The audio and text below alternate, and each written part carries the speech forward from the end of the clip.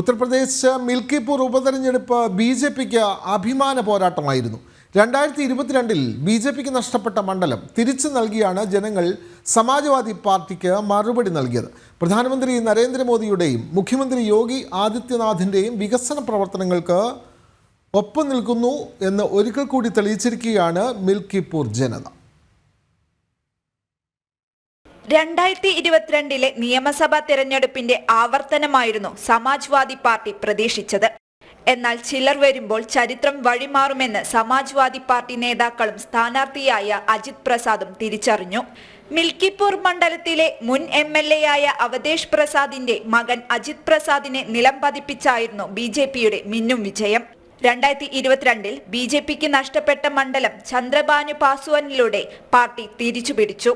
ഫൈസാബാദ് മണ്ഡലത്തിൽ നിന്നും അവധേഷ് പ്രസാദ് MP ആയതോടെയാണ് മിൽക്കിപൂർ ഉപതെരഞ്ഞെടുപ്പിലേക്ക് നീങ്ങിയത്. 61,710 വോട്ടുകളുടെ ഭൂരിപക്ഷത്തിലായിരുന്നു ചന്ദ്രബാനു പാസ്വാന്റെ വിജയം.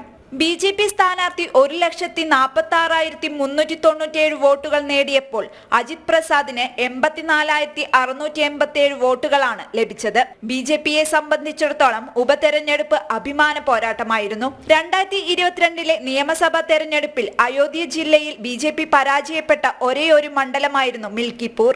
കഴിഞ്ഞ 6 മാസത്തിനിടെ 6 തവണ മിൽക്കിപൂർ മണ്ഡലത്തിലെത്തി മുഖ്യമന്ത്രി യോഗി ആദിത്യനാഥ് തന്നെയാണ് ഇത്തവണ പ്രചാരണങ്ങൾക്ക് നേതൃത്വം നൽകിയത്.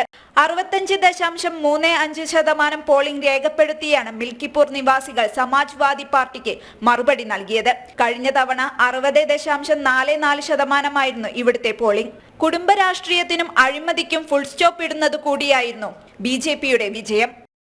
നാഷണൽ ഡെസ്ക് ജനം.